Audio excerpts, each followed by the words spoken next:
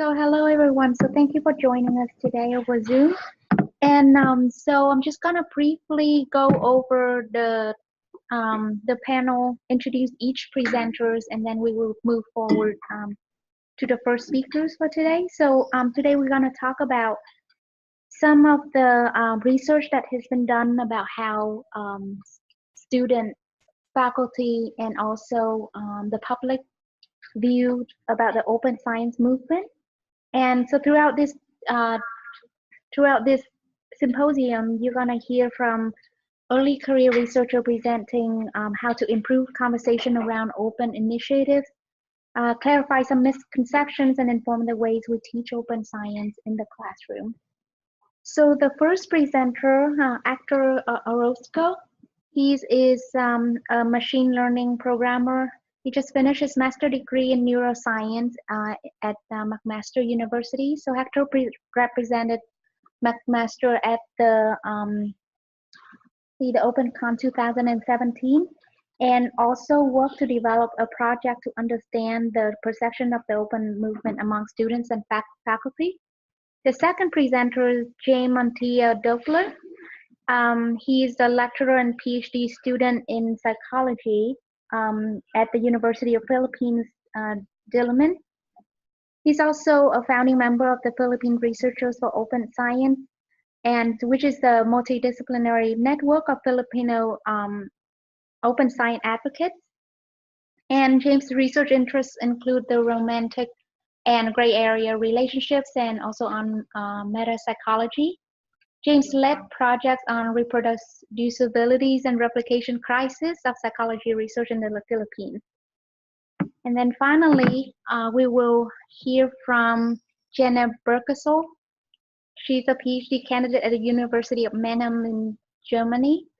And she conducts research focused on the cross-cultural, social, and personality psychology. She's also very interested in open science and study its effect on psychological research and the public understanding of science. So now we're gonna move to hear from Hector. Okay, so hello everyone. I'm gonna be talking to you a little bit about a project that we did at McMaster University, which was basically a survey to understand the perception of students and faculty regarding open access and open practices. So first of all, I just wanted to start with the acknowledgement. This project was in collaboration with Michael Galang and Dr. Haley Krañez, which are both, well, at the moment, we were all students at the Psychology Department of McMaster University, and our project was funded by a particular kind of grant from McMaster University called SPICES. So yeah, thank you very much for everyone.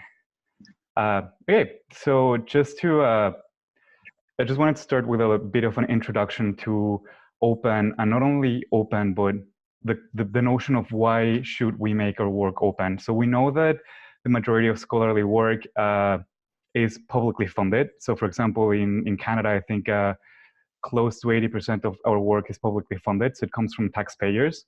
And even though it's publicly funded, it is paywalled and inaccessible to most people that are not affiliated with a wealthy university.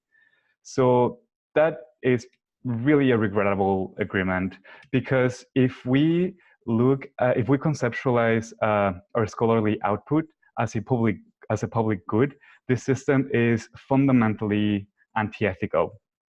So what should we do? That's where the open access movement comes into the picture. And basically, open access and the open access movement advocates for making our scholarly work both freely and immediately available online. So these two are kind of the keywords. We need to make our work should be accessed freely, and it should be freely accessible as soon as we publish it. So this is great. This is a great way of publishing our work. And slowly, open access is becoming a new standard in scientific practices. For example, the Montreal Neurological Institute, or the Neuro, actually has now an open policy. So they received a lot of money 2 years ago to start making their data sets, their findings, everything open. And also for those of you living in Canada, the Tri-Council, or the governmental main funding associations, actually have an open mandate such that starting from 2015, everything that's being funded publicly in Canada has to be open access in one way or another. Now, this actually entails several issues because, you know, you're a PI, you're already quite busy training your students, applying for grants, figuring out several things in life, and then they tell you that you also have to make your work open. And a lot of people just answer it this way, you know, like, I was not trained for this. My master's, my PhD did not prepare me for this. So that's kind of the reason why we thought of this project of Open Mac of our project. So the project actually had two separate parts. It was an open evening and a survey.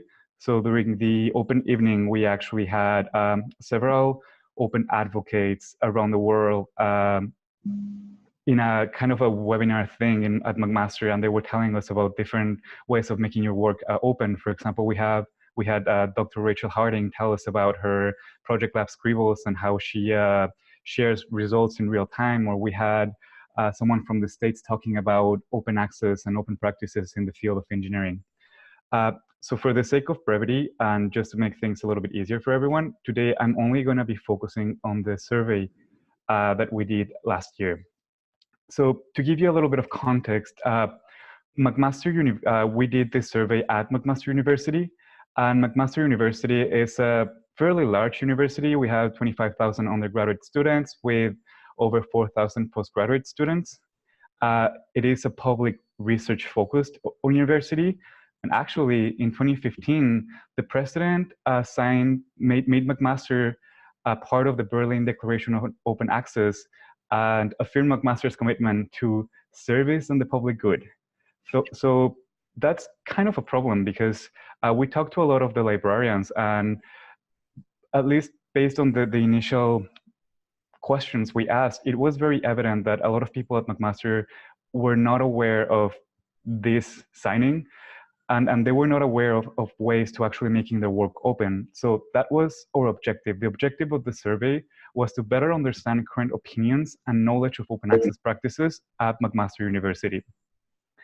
So if any of you would like to have a look at this survey or would like to get a copy of the survey, please feel free to email me or let me know. So we actually had 59 people fill out the survey, which was not great, but it was what it was. We had 56 graduate students, mostly from the science faculty, which made sense because the three of us were part of the psychology department, which is part of the science faculty. So most of the people that we had access to were at the science faculty. We had a little bit of contribution from health and social sciences and no engineering, which was also sad.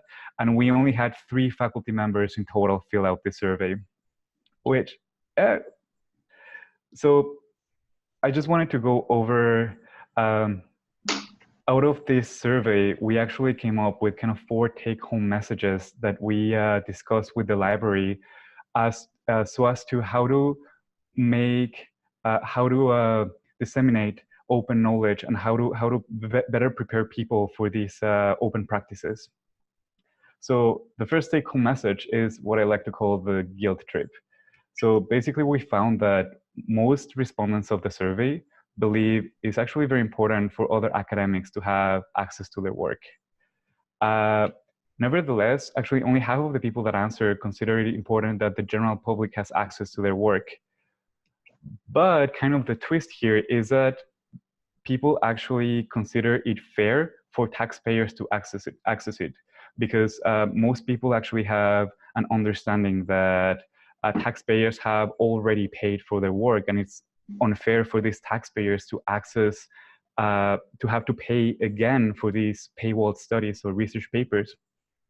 So this is our kind of the message we deliver to the library is that when talking about open and when trying to get people on board with making their publications open, we should really remind academics that our work should be seen as a public good and the taxpayers have already paid for it.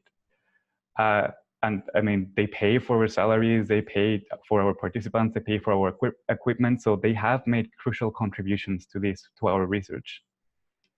The second thing that we talked with the librarians was how can students and faculty really team up with the librarians? And basically we found that very few students found themselves without access to certain journals. But when students found themselves in a situation in which they couldn't access a paper, they usually searched the web, and after searching the web, they would just give up. So we found that there's actually a huge disconnect between library and library resources and researchers, students, staff. For example, we found that students either never or very few times approach librarians. Some students actually didn't even know about McMaster's institutional repository, which was actually quite worrisome. So what we talked about, we talked to the librarians about reaching out a little bit more to different faculties and also trying to find ways in which we can really connect a little bit better the library with the general public of the university. For example, McMaster's institutional repository is MaxSphere, and actually MaxSphere is a great repository to post preprints online. So for those of you who do not know what a preprint is, basically a preprint of your publications are those versions of your paper that have all the information that was already published in the journal, but they don't look as pretty. So they are the copy just before the typesetting. So in most cases, authors actually have full control over where they can share these preprints. So for example, you will usually have the rights to share that preprint at your institutional repository. So this is called self-archiving, and it's a great way to make your work open. So, and that's one of the big misconceptions that we found, that a lot of people thought that to actually make their work open, they had to pay these huge amounts of money, but you can make your work open through self-archiving by posting a preprint of your papers in the institutional repository. So the third point that the third take-home message was the open what? And what we found is that there's still huge misconceptions regarding open access. So we did find that there is a general awareness of what it is in terms of free, immediate online access to the research. But in general, we found that people do not have a deeper understanding of the how. For example, as I was saying, posting a preprint in an institutional repository, or what. So there's still a huge association with the pay-to-publish scheme. There's still a lot of conception, especially from the 3 faculty members that answered the survey. We found that there's still this very outdated idea that just because you published in an open journal, then your work must be bad. So one of the things that we really suggested to the library is that they could pair up with different faculties and come up with events such as a self-archivathon. So the model of this event that we came up with was basically one day, 1 or 2 hours, in which librarians would walk step by step faculty members or graduate students on how to self-archive their papers in the institutional repository. And this is something that will take you, 1 hour. And in this way, you can actually make all your work openly accessible for everyone. And the really nice thing about self-archiving in an institutional repository is that you do not have to take care of these papers, in the sense that, for example, let's say that you already share your preprints in your own website, then you have to actually be maintaining those links, and you have to be careful in case, like the link expires or something like that. So if you archive in your own institutional repository, or even better, if you archive in several archives, such as bioRxiv, SciArchive, or EngArchive, which are thematic public repositories, then that's ideal. And finally, the last take-home, the last message that we delivered to the library was what we like to call the "I'm all about open, but my supervisor won't let me," which we actually found was a surprisingly common narrative that a lot of these students had. And in general, what we found is that graduate students are on board with open practices. nevertheless, supervisors have very outdated conceptions of what open access really is or how it can be achieved. As I was mentioning, supervisors think that open journals are predatory, or people think that you have to pay a lot of money to actually make your work openly accessible. People are not really aware of practices such as self-archiving. And what we found is that conversation is key. And we actually have a really interesting anecdote. Haley Kranyas, so I did my master's in the same lab where Haley did her PhD. Haley was always a huge advocate for open. And at one point, the chair of the psychology department actually gave her about 20 minutes to convince kind of like all the faculty members as to why or how we can make our work open. And Haley gave everyone the spiel about self-archiving, MaxSphere. And actually, our supervisor approached Haley after that presentation, and our supervisor was just so surprised of how easy it is, of how actually it is easy to self-archive your work and make it openly accessible. And our supervisor actually agreed to make all of her papers accessible through the institutional repository, which was it was a great experience, and it was really nice for all of us. So yeah, that's pretty much all I have for you. So I don't know what's gonna be what the format is gonna be. If I should be taking questions now, or if I should be waiting for later. So QB, please let me know. So we will take questions at the end, and then yeah. Oh, okay. So that's all I have for you guys. Thank you very much for listening. Thank you. Today I am giving this talk entitled Why Open Science and Why Not? And it's basically going to be a primer on open science practices for graduate students and early career researchers. So I'm James Montilla Doble. I'm a lecturer and a PhD student at the University of the Philippines Diliman, and I'm also a founding member of the Philippine Researchers for Open Science, or ProScience. So I've already uploaded this talk on the OSF link below, and yeah, my contact details are below. So I'll first be talking about why, or making the case rather, for open science, and I'll be talking about very briefly, the replication crisis in psychology, as well as my research with Christy Shaw and Dr. Jose Clemente on the producibility crisis in Philippine psychology. So I don't know how familiar you all are with this paper by the Open Science Collaboration. It was published in 2015. It's entitled Estimating the Reproducibility of Psychological Science. And they basically found out that 97% of studies in psychology had in the study they replicated 100 studies, and out of those 197 had significant results, but only around 1/3 had significant results. And this basically broke the ceiling and initiated a more global conversation about the replication crisis and how a lot of psychological work cannot be replicated. So this is a problem. Everyone's familiar with how the scientific method works, and basically what the reproducibility project shows is that science doesn't work as neatly as we think it should. The incentive system is broken. Publications can be easily accessed, and there are basically a lot of threats to the scientific method. We have a lot of practices in conducting research that lead to the irreproducibility of published work. So a lot of our studies have biases. We publish studies that have small samples, that have poor quality design.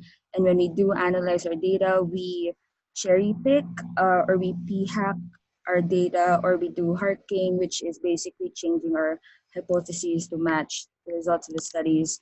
Also, we bump into more systemic problems such as publication bias, wherein editors tend to just publish studies with significant results, and that kind of leads us to believe that we should only be reporting studies or reporting findings that are significant, and anything else that isn't significant gets stuck in the file door. So this is what we now know as the file door effect. Also, there is a general lack of replications, mainly because the incentive structure is um, not incentivizing, or there isn't much push for doing replications, because people think that it's not original, it's not novel, and research should be otherwise, etc. So, what does this mean for psychology? There have been a lot of large scale replication projects since 2015 and even earlier than 2015. And basically, the average replication rate for large scale projects in psychology is at 44%, which is a little better than the 1/3 that the first study found, or the replication project in psychology found, but it's still, it's still not that ideal or not that good. So this problem isn't just in psychology, but it extends to other social sciences and other fields. So they've been doing replication studies in economics, in philosophy, in medicine, and they pretty much found the same trends, that all not all published studies or published quantitative studies are reproducible or replicable. So what basically led me to do the research that we are doing right now is that um, I wanted to know whether there is a replication crisis with psychology research in the Philippines. And there isn't much, well, locally, there isn't much conversation about the replication crisis. Like, um, it isn't it isn't mainstream yet. So I wanted to get an idea of how people thought about replication and so on. And what I did with my collaborators, Christy Shaw and Dr. Clemente, was that we asked um, a little more than 100 graduate students in psychology from the top universities in the Philippines, as well as other universities that um, as well as other universities that are offering graduate programs in psychology. And basically, we found that there isn't much of a replication crisis in the Philippines, mainly because of the following factors.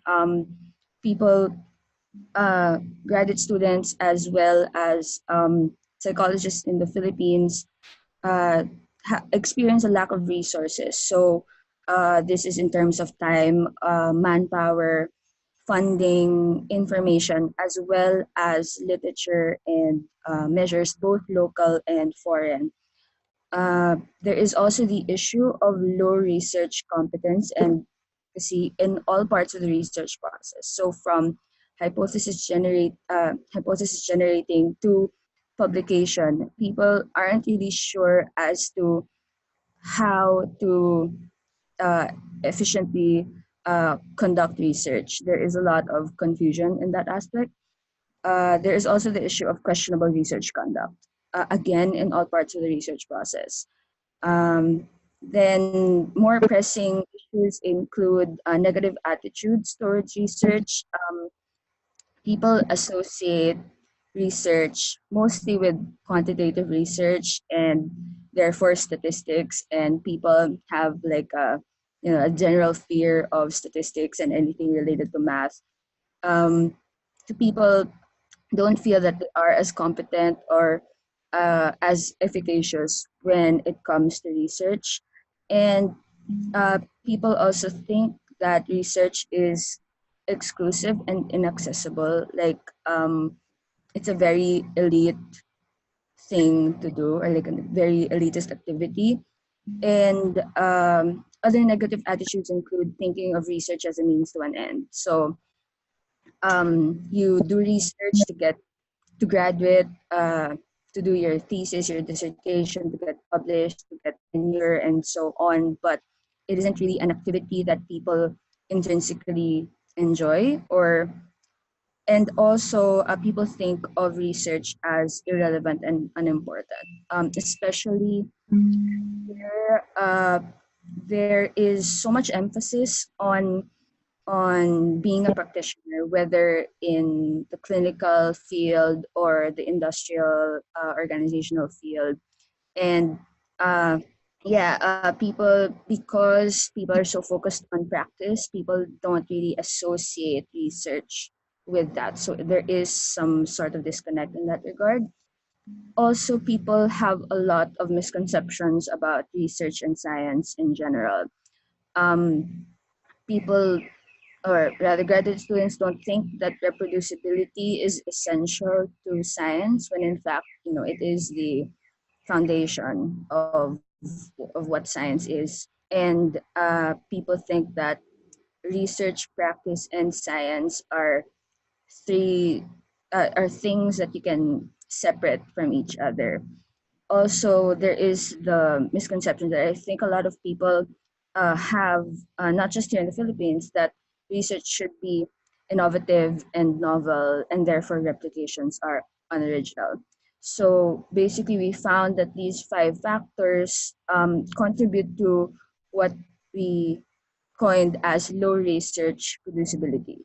So it's kind of sad and unfortunate in the Philippines, there is not yet a replication crisis, but there is something called a producibility crisis. So people are finding it hard to make to get their own research out there, or to do research. So based on what I said about the uh, replication crisis and the producibility crisis here in the Philippines, open science has been proposed as one of the solutions for us to be able to um, curb or solve these crises. So I'll be talking about some open science practices, as well as the open science umbrella. So I feel like a lot of people are familiar with the quote unquote open science brand. We There is the Center for Open Science, which hosts the open science framework, and is a proponent of the open badges, of peer registration, of open data, open materials, and so on. That these badges uh, are things that journals use to signal that their articles, or the authors of their published articles, have been practicing open science practices. But this isn't the extent of what open science is. It may be what we are mostly familiar with, but it's actually more than that. So this is something that I found on Twitter by Robin Shampoo and Daniel Robinson, the Open Science umbrella. So open science just doesn't include open access and open data, but in fact includes open educational resources, open scholarship, equity, diversity, and inclusion, community science, open source, etc. Because it is basically a movement to make science more available and more accessible to a lot of people. And that kind of goes beyond the open science practices that that we may be more familiar with, such as pre-registration and open materials, open code. But in fact, it is a little bit more systemic in a way that we have to make science a more um, inclusive and open environment for everyone to be able to practice science or to do research, because science is for everyone. So be other than this open science umbrella and some of the open science practices that I mentioned earlier, uh, you can also integrate lot of other practices into your research workflow. So from hypothesis generating to publishing, etc., you actually can make your research more open. So this is from sharing grant proposals, using shared reference libraries, to sharing your posters and presentations, communicating through social media, using altmetrics, etc. So it's kind of a lot, and I do realize that it can get overwhelming for a lot of people, especially if you are just starting out in terms of making your research process more open. So I know that there is a lot of hesitation on people's part. Like, again, it gets overwhelming because there is a lot that you can do to make your research more open. So people have proposed to basically cherry pick open science practices. So I've kind of enumerated here the easier ways in which you can make your research more open, such as sharing a preprint. There are a lot of preprint servers already, uh, not just the ones the open science framework, but as Hector mentioned earlier, there are institutional preprint servers, or so check if your university has one, or if your government has a preprint server.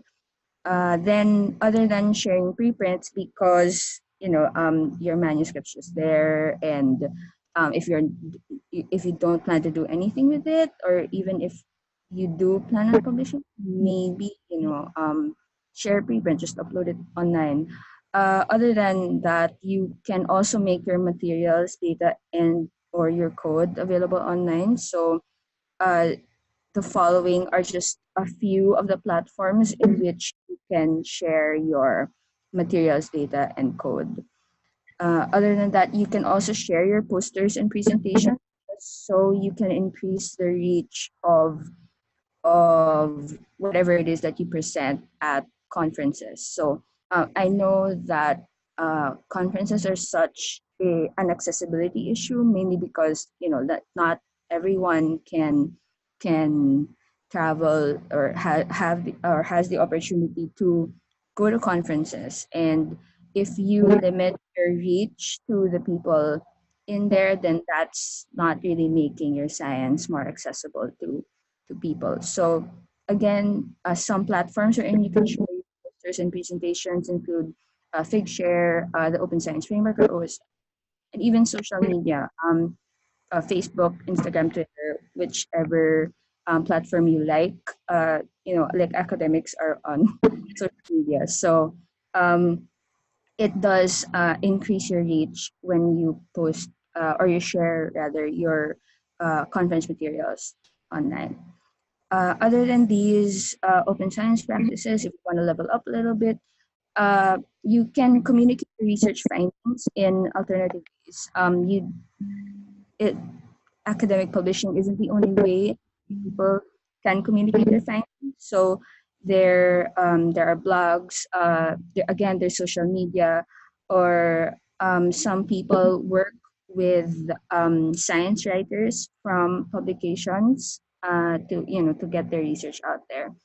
Also, another open science practice that I feel like a lot of people should be more to be considering more is collaboration, or basically working with people outside your institution and or your field.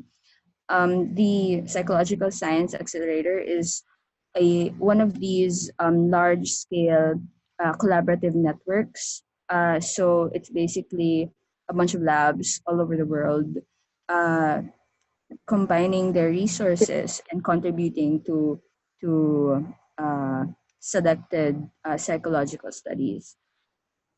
So, but it doesn't have to be like this big. It can just be like, working with other departments or working with people from other universities, just so you mitigate the problem of small sample sizes or weird sample sizes. Yeah.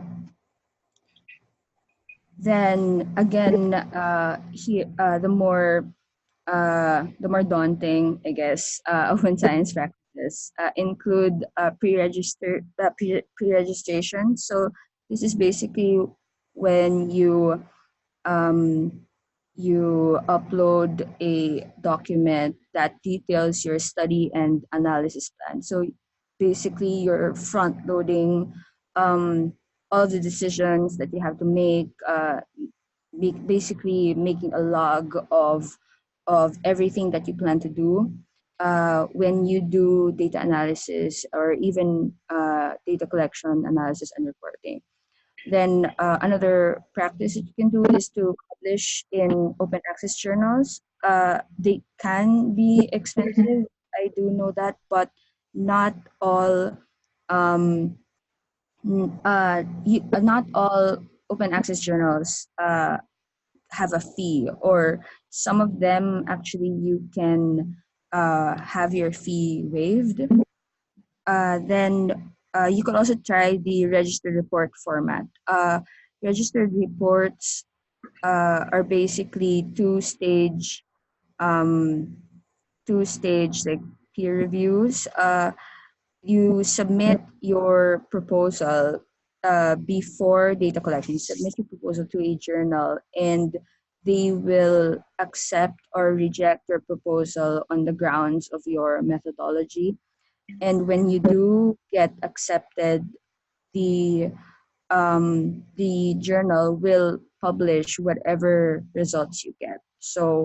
Um, so yeah, that the registered report format is basically curbing what do you call this publication bias, as well as the file door effect, because you can publish you can get null results published more using registered reports.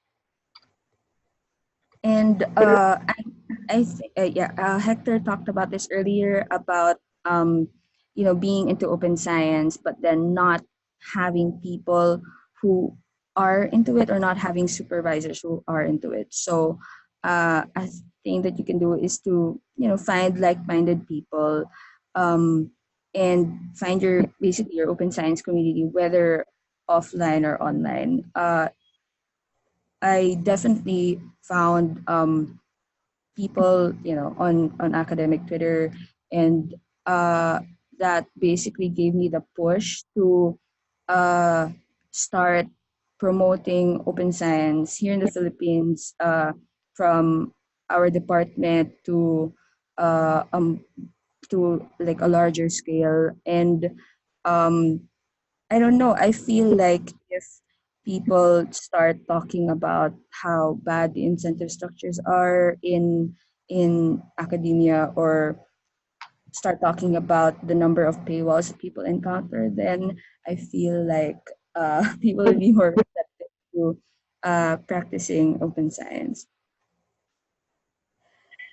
So, what's in it for you? The pros of open science, that people have basically found a citation advantage. So, the more discoverable your work is, the more accessible it is, then more people will find it, more people will cite it. And basically, closed science is in the past. There are a lot of job opportunities and funding opportunities that explicitly state that you have to know or practice open science, and uh, open science also widens the scope of your work and the reach of your work, and you can find potential collaborators through making your research more open. And open science is basically doing science the right way, which I feel like a lot of people forget, or a lot of people uh, don't realize, right? Science is basically the production of knowledge and all of these things. And what's the point of doing it if people aren't going to know about your research or your science? So a lot of the initiatives or possible solutions for reproducible science already include a lot of open science practices. So I've mentioned pre-registration, registered reports. I've also mentioned collaborative or team science. And for the issue of low research producibility, open science can be a way to resolve lack of resources as well as low research competence and efficacy. So this is through open access, open materials, data and code, as well as collaborative lab networks, as well as preprint sharing and SciComm or science communication. But then open science doesn't really solve all of the problems, or all of the problems within the replication and producibility crisis. So I'll be talking briefly about the limitations of open science practices and why we should be critical in terms of how we practice open science. So I did mention that open science practices can be used to solve some of the problems of these crises, but then they won't solve everything. So what uh, what our team proposed is basically to improve the consumption, production, and teaching of research, just so people would feel more competent and efficacious about their research, people would be more ethical, people would have more positive attitudes towards research, and wouldn't be carrying misconceptions about science and research. And these two combined will hopefully, result in high research replication, reproducibility, replicability, as well as producibility, and would increase the credibility of psychological science as a whole. The thing about open science is that, it does have its limitations, mainly because openness is never universally positive or neutral. There are, in itself, open science does have risks, and um, these risks are things that people don't acknowledge as much as I'd like them to. So if you also want to be, a little more critical and radical about how you approach open science, and you'd also have to recognize that openness is a mechanism to mobilize power. And the question is, who has that power? If it's the same people that have power now, then we're not doing open science right. So I brought up the open science umbrella earlier, and again, people miss this part. People miss how openness should be more equitable and should be more inclusive of of diverse people, of diverse viewpoints, and again, more just, because there are a lot of researchers who have been systemically not included within the more mainstream science, or how science is done. American Scientist recently published this article entitled "Open Science Isn't Always Open to All Scientists," and I feel like this is something that we should be talking about more. How the current structure of science, which how the more current structure of science should be, improve to make it more to make it more equitable for everyone else. So again, there are a lot of issues with open science and a lot of systemic barriers that prevent people from practicing open science practices. And these are things we have to be mindful about. Like, we shouldn't be doing open science for the sake of just doing open science. Again, keeping in mind the diverse challenges of people, the diverse backgrounds, and how these can be barriers to how they practice their science. And final takeaway points from that American Scientist article is basically, reminding us that open science is built on the same foundations as science itself, and again carries a lot of barriers that already exist in mainstream science. So again, if you do decide to get into open science, then at least be aware of the possible issues, especially for people who again are in the same, about like more or less in the same boat as I am, like from a developing country and all these things. And yeah, there. So I think this is it. And yeah, we're saving questions for the last part of the forum, right? Yes. Okay.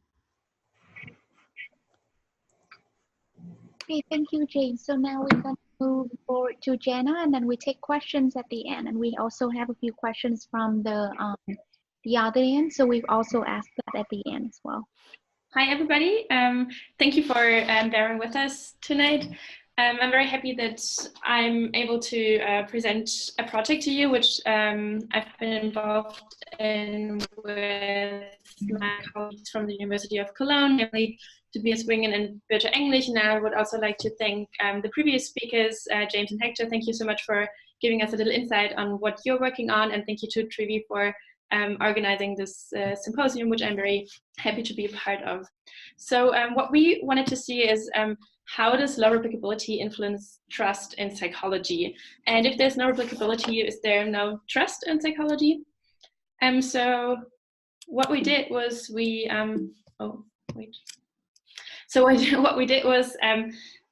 our idea goes all the way back to the Reproducibility project, which both Hector and James quickly talked about earlier.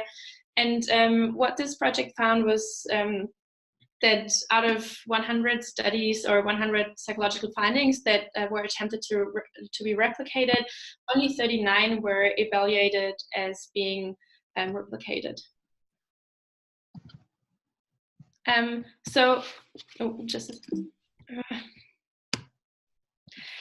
This was a collaborative replication initiative with 270 researchers worldwide. And this paper, once it was published, it's normally known as the beginning or the starting point of the so-called replication crisis in psychology. And although this is obviously a pretty troubling result for most researchers, there have been some mildly optimistic views on the replication crisis in psychology. Some of them date all the way back to the Kuhn cycle of scientific progress, in which crisis is a necessary part of progress. So whenever a scientific area, a scientific field goes into a crisis, it means that it's actually progressing. There have also been some pretty positive views from more recent researchers or more recent views on this specific crisis in psychology. And most of them, or some of them, see some chances for positive changes through the replication crisis. For example, it is assumed, or it might be, that the rate of scientific progress is likely to increase. And at the same time, pre-registrations might increase interpretability and credibility of research findings. But all of these people are very familiar with science and how science works and how we as psychological scientists work. So what we wanted to see is what does the public think about replicability in psychological science? So what do people who don't work in psychological science think about low replicability, or how does low replicability affect them? And you might have come across some media coverage of the replication crisis. For example, a few years ago, this newspaper titled "Scientists Replicated 100 Psychology Studies and fewer than half got the same results." The massive project shows that reproducibility problems plague even top scientific journals. More recently, this newspaper titled "In Psychology and Other Social Sciences, Many Studies Fail the Reproducibility Test." And also last year, this newspaper titled "Is there a replicability crisis in psychology? New study says it's complicated." So the public has been confronted with some information about low replicability in psychology, or at least they might get some information about it. And we wanted to find out, how does this kind of information on low replicability in psychology, how does this influence public trust in psychology? And stemming from previous research, this view is a little less optimistic and a little more pessimistic than what scientists might think about the replicability or the replication crisis, especially because lay people, by definition, are not experts in the field, and they often react negatively to scientific uncertainty, and even the slightest scientific dissent reduces public support for government policies and leads to disagreement with scientific consensus. So stemming from this a little more pessimistic view, our two main research questions were, how does information about low replicability affect public trust in psychological science? And can trust damaged by low replicability be repaired through commonly used trust repair strategies? So generally, do we damage trust through low replicability? And if so, is there any way to repair it? What did we do to find out what the answers to these questions might be? We used 5 pre-registered studies, which we all conducted online with US Americans who we recruited through Amazon MTurk, which is a web platform where people can sign up and get paid for taking part in psychological studies. Our independent variable was always varying information about the reproducibility of psychological science. And what we were most interested in, which was our dependent variable in all of our studies, was the trust in psychological science, which we measured through a 5-item scale adapted from Nisbet, Cooper, and Garrett. And just so you know what participants had to respond to, 2 of the items were, I trust the psychological science community to do what is right, and reverse coded, the psychological science community often does not tell the public the truth. In our first study, we used a correlational approach to find out whether estimated replication rate generally correlates with trust in psychological science. We recruited 271 people via MTurk, and these people who took part in our study were presented with a lay-friendly description of the reproducibility project.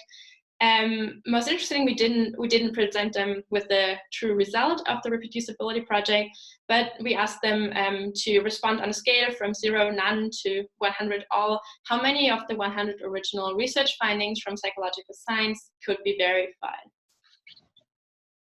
What we found in the study was that there was a significant correlation between estimated replication rate and trust in psychological science, meaning that the higher the estimated replication rate the participant reported, the higher the mean trust in psychological science was.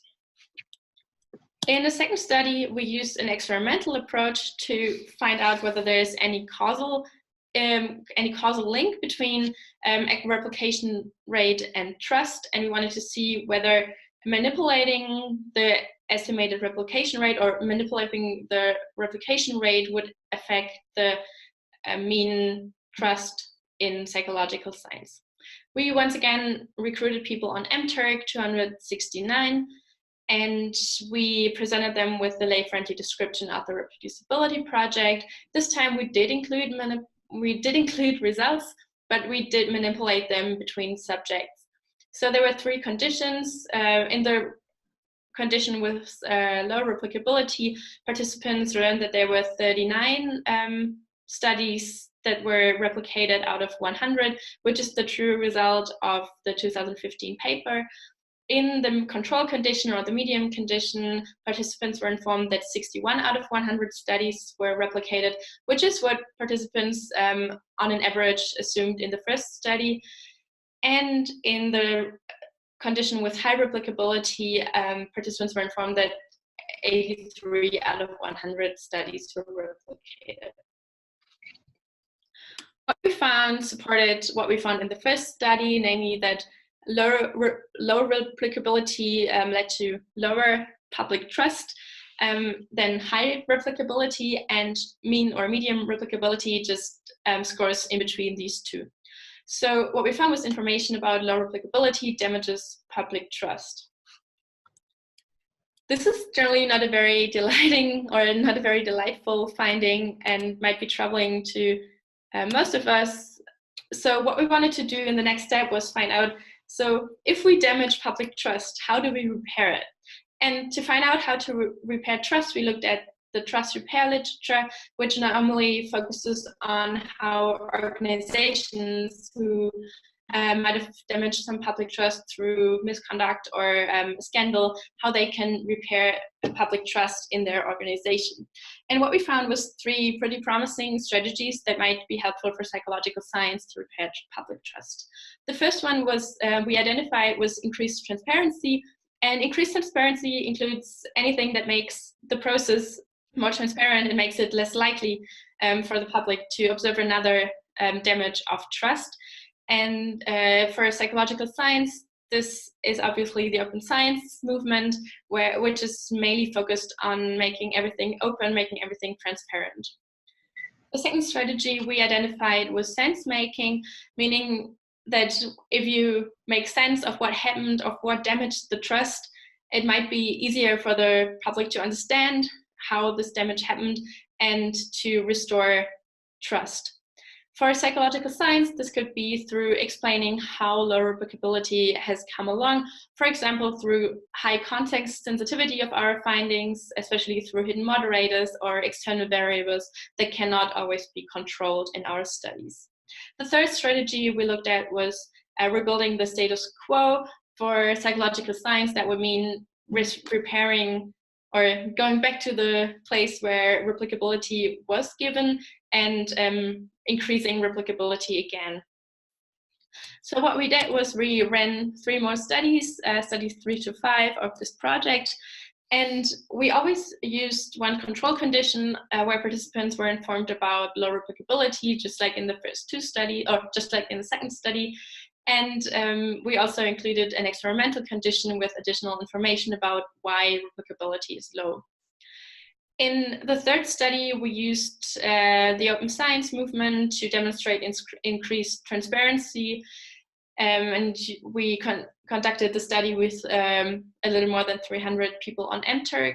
In the fourth study, we used a different trust repair strategy, namely, we explained why replicability is low, because it's due to high context sensitivity of psychological findings. And in the fifth study, we informed participants that replicability has already been restored and that there has been a very large increase since the study in 2015. Unfortunately, what we found was that neither of the trust repair strategies significantly increased trust compared to the control condition.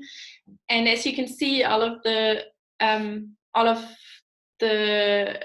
effect sizes presented here are fairly small, and none of the effects were significant. So neither increased transparency through open science, nor context sensitivity as an explanation for low replicability, nor restored replicability were able to significantly increase public trust in psychological science. So Getting back to our first or to our main research questions, how does information about low replicability affect public trust in psychological science? We can answer this question. Information about low replicability reduces public trust. And can trust damaged by low replicability be repaired through commonly used trust repair strategies? Unfortunately, despite high statistical power, none of the trust repair strategies significantly repaired trust. So we cannot give a clear answer on whether there are any trust repair strategies that might help repair public trust. What can we as researchers take away from this? What I think is very important is that commonly used trust repair strategies that you also might have heard to explain low replicability in psychology might be ineffective in this case. And this goes hand in hand with the asymmetric principle of trust, which has been formulated by Slovish in 1993, claiming that it is much easier to destroy trust than to rebuild it. What is probably the main point to take away is that it is of very crucial importance for us to ensure constantly high replicability to remain or to not damage public trust and to secure public trust. Thank you, everybody, for listening to my talk. Thank you very much for your attention and for being interested in open science and its effects on researchers and the public. And I would like to thank the lead author on this project, who's Tobias Nguyen on the left on the slide, and his doctoral advisor, Berta English. And if you thought it was interesting what I was talking about, please check out our preprint. It's on the Open Science Framework, together with all of our data, materials, analyses, and pre-registrations. Check it out. Let us know what you think. We are always very happy to take any questions or comments. Thank you. So before we begin the question and section, I'm just gonna briefly go over all the main points. And thank you, everyone. It was very nice to hear from all of you. So from Hector's presentation, we can see that there are misconceptions around openness. And from his researchers can see that these misconceptions can sometimes hinder people from engaging in open access specifically. And this is also can come from sometimes supervisor misunderstanding and in turn hindering their advisee from engaging with open access. And we also see that the lack of engagement with open science can come from the lack of resources and competence in conducting research. So this raised another issues about equity and inclusivity of open science movement. So a few way is that James suggested that we can try to increase awareness of free tools that, for example, early career researchers can use.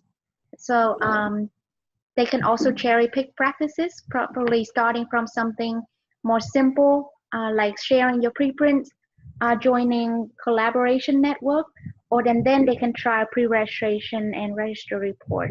And also stress the point about joining open science community so you can find like-minded people and learn about new tools. And finally, with Jana's presentation, we learned that low replicability can reduce public trust. And I know that this is a lot of the concerns around whether or not open science should be an open conversation, that we should engage the public in it, or whether or not we should keep it just within the science community. So there still needs to be further investigation for us to understand how we can repair trust once, now that we already damaged public trust. So those are the main points from all the three presentations. So now we're going to move to the question and answer. And there's a few questions from. So should I start sharing or there? Because I can't click question. So okay. So I'm just gonna start with the simpler questions, because I think that this is the question about there's a replicability crisis in psychology. So I think James shared one slide, and maybe you can share it again about the replicability rate of other fields. I think you have one slide in there. I don't know if it includes biology. There wasn't info on biological science. There was a little bit on medicine, on cancer biology as well. So and then another question. So now that there's some information about other fields as well that the audience can check out, and then I'm just gonna move on to the next question. Which is that this question is for all the presenters. So are you optimistic about the future of open science, and have you already seen promising trends?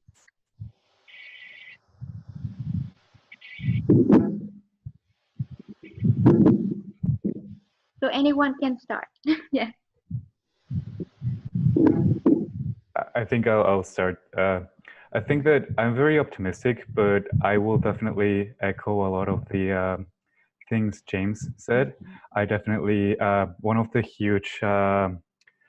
big conversations that the open community has been having is how can we have an open science model that does not, replicate systemic barriers to knowledge. Like the kind of the ethos of open science is, let's make research openly accessible and freely accessible immediately for everyone online. So you have that barrier, right? Like barrier number one, whoever who does not have a good internet connection will not be able to access this research. So I think kind of like the thing that I want to say is I'm very optimistic about open science.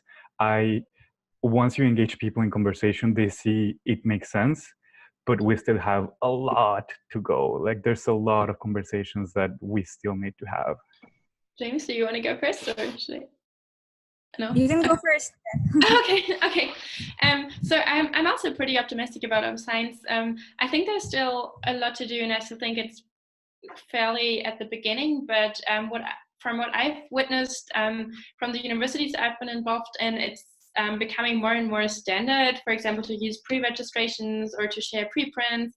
And during my master's studies, it was even normal for all student projects to be pre-registered. So I think there's a pretty good trend that I've been observing towards pre-registration for experimental research. At the same time, I've also learned that more and more job openings are like you have to show that you're interested in open science and that you've engaged in open science and that you're looking to promote open science whenever you accept the job or whether you when you get the job.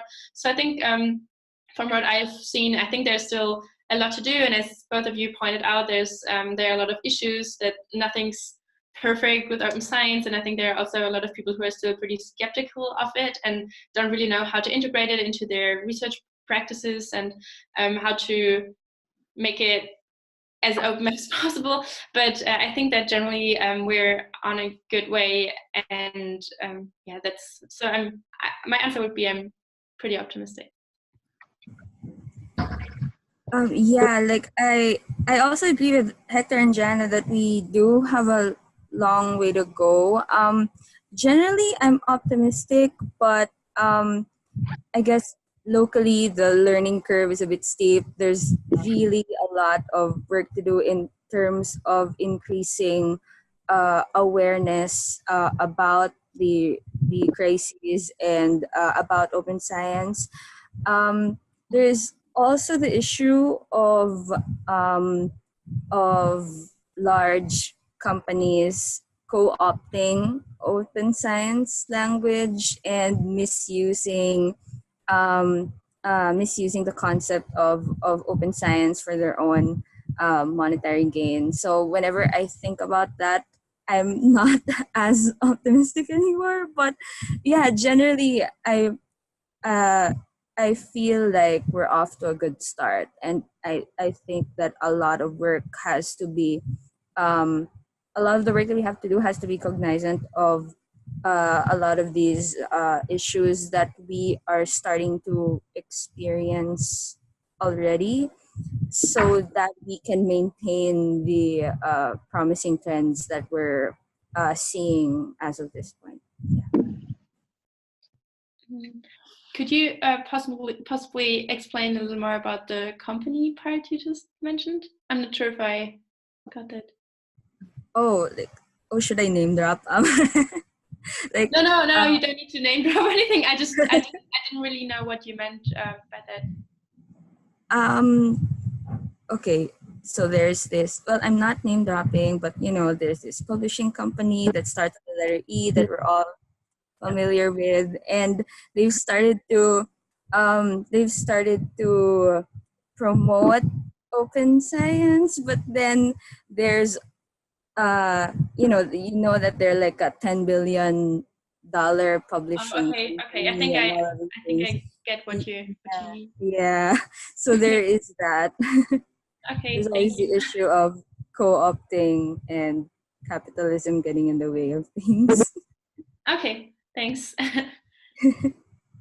So, since it seems like there's a diverse views on the panel that we have today, so maybe you can tell us a little bit about what got you started in terms of the research that you presented today, or what got you started. I'm asking this question, and whether or not the point that you started, how those findings and engagement in all this open science movement have changed and refined the way that you think about the crisis and also about open science. I think I'll go. So for me, I'm originally from Mexico, and I did my undergrad in Mexico City. But then during my undergrad, I did a couple of internships in Canada. That's where I live right now. And for me, it was like a no-brainer. Like as soon as I started doing research, all of my collaborators and the PI that I was working for at the moment, they were already like very on board with open science, and like even the project that we're about to publish, that project, and we're aiming for like like an open journal, and we're figuring out the details of how to publish the data and all that. And actually, when I started my master's, it was when I was confronted with this like opposing views of why people thought that open was bad, or why we shouldn't be open. And I think that when I started my master's, I just met several people, but just as James is saying, like I met a lot of people on Twitter. I met a lot of people in real life at McMaster University, and we just shared this view of openness. So that's why we applied for this grant. That's why we applied to do this project.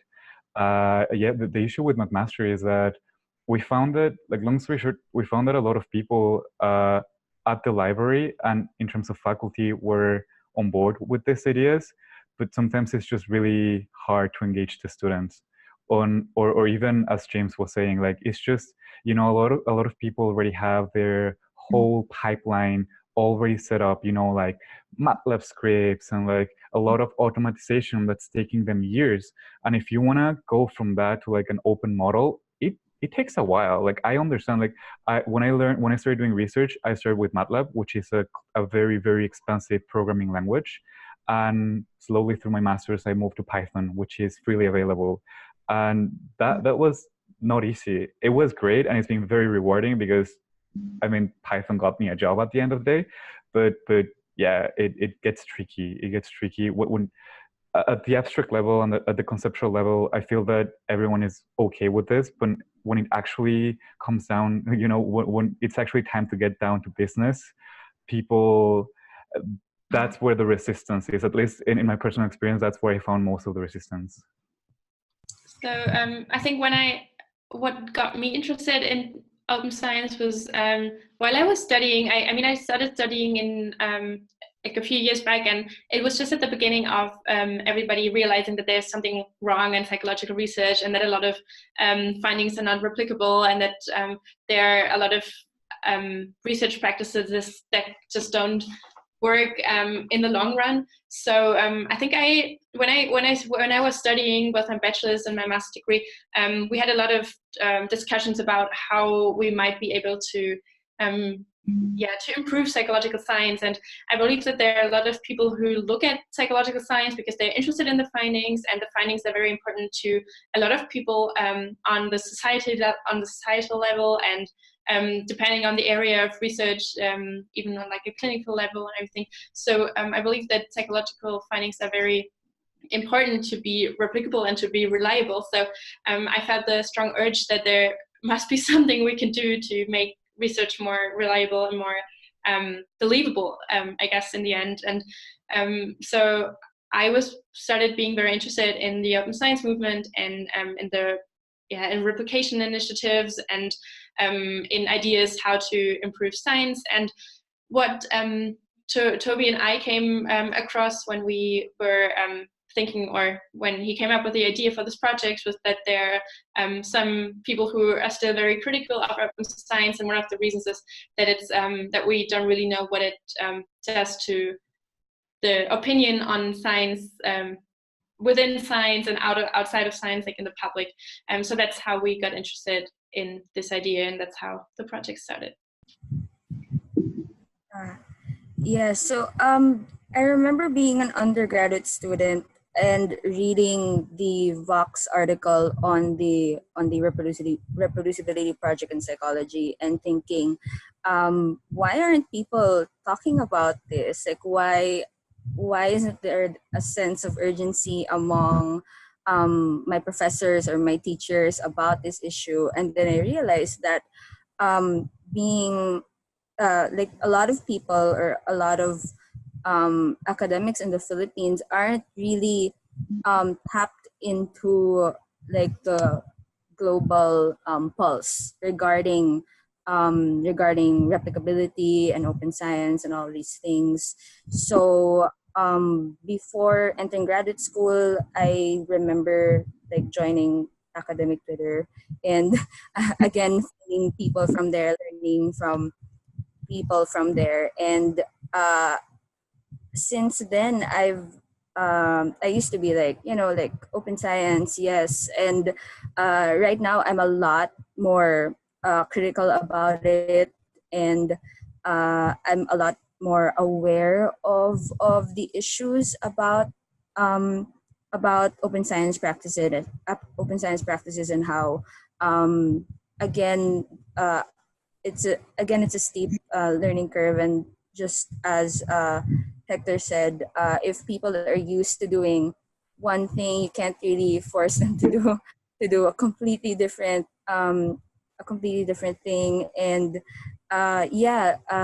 that's pretty much how I started with here, and how I'm still working towards promoting open science here in my university and so on.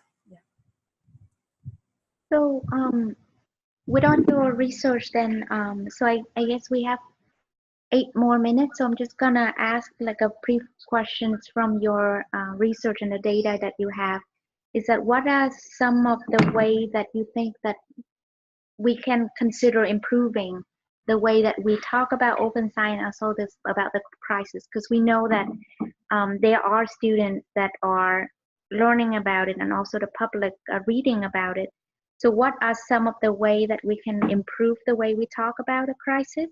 And also what are some of the recommendations that you can give to students and teachers who want to teach open science in their classes, and also to other researchers as well, as we're gonna continue this conversation? That's a very good question, and I wish I had a very clear and perfect answer to that. So as you it was pretty clear in our data that none of the trust repair strategies we used was significantly effective in improving trust. So we can't really suggest using any of these right now, but we also believe that there are probably other strategies that might be effective. And also we also thought that maybe if you don't frame replicability, low replicability as like a real failure of science, but rather as maybe something that's just a part of science, and that science is also, the psychological science has improved and more focus, and put more focus on the improvements we've had throughout the last few years, that might be very helpful in communicating to the public.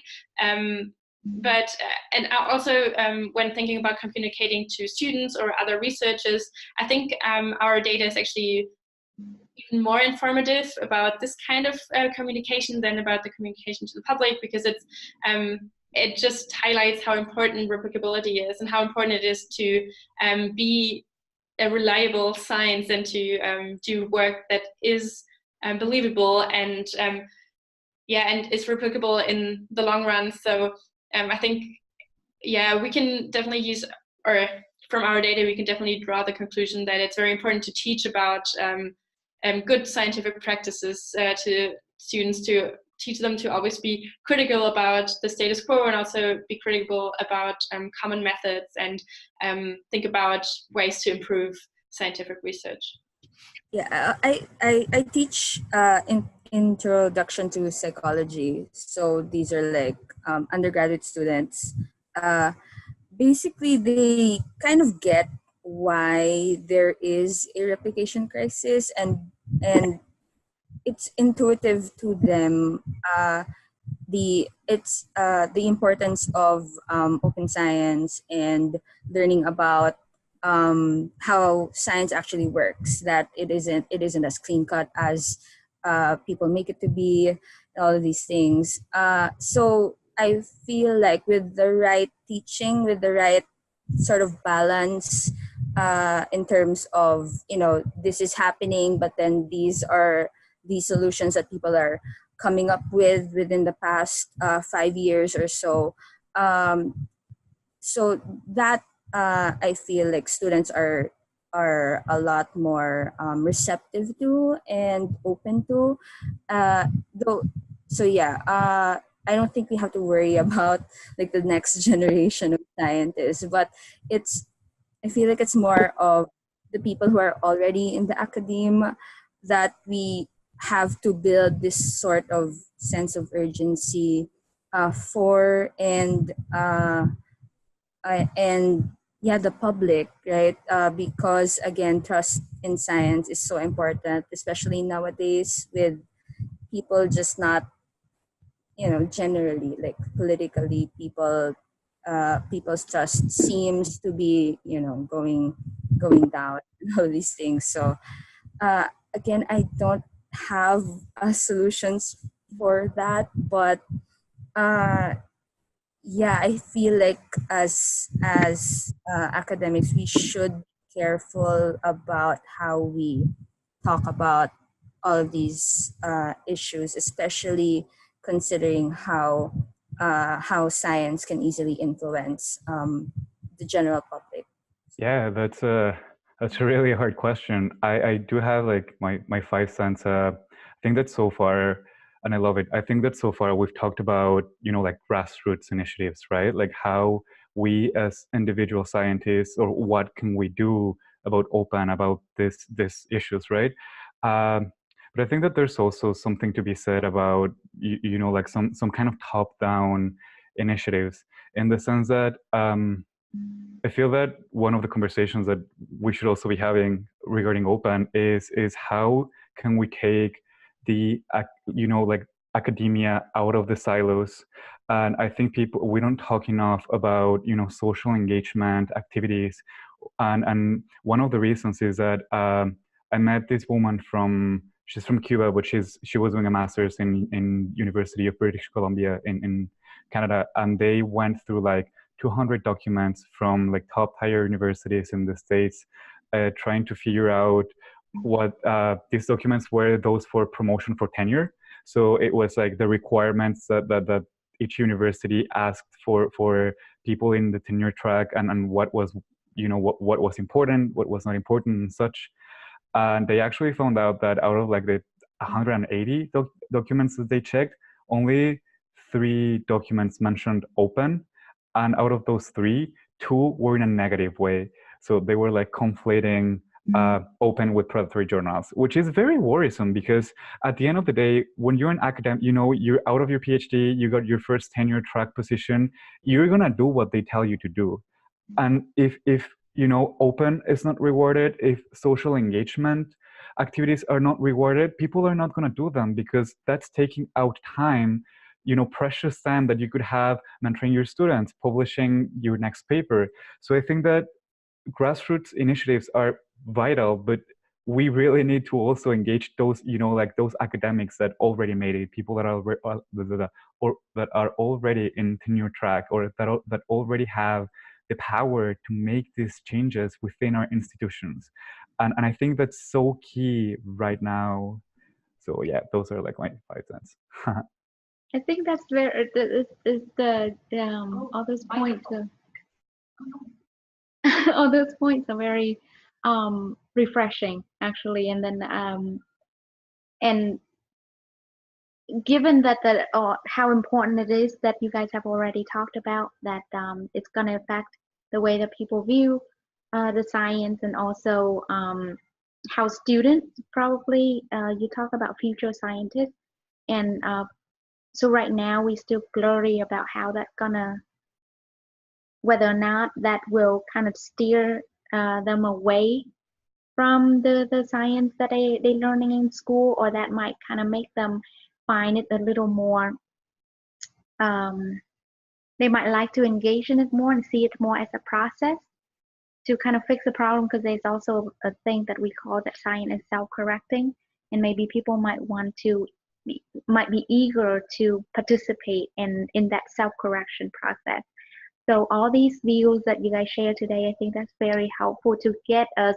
I think the point is not to find a solution right now, but more about to continue the conversation. And I think that that's what we value too, is the conversation, to get the view from also early career researchers. And I think you all brought up some very good points. I think that a lot of academics, like what Hector mentioned, that those who already made it, they can see that there's some views that they need to consider when they engage in all those initiatives to start making change, and also change the incentive around open science practices. So thank you very much. But yeah. Thank you. Thank you, everyone. So this is the end of our symposium, and thank you the audience for attending. And so yeah, yes, we will put the recordings with captions on the website in a few days. So and also the one from last week as well. Okay. Thank you. Thank you very much. All right. Bye-bye. Thanks for organizing this. Bye. Bye.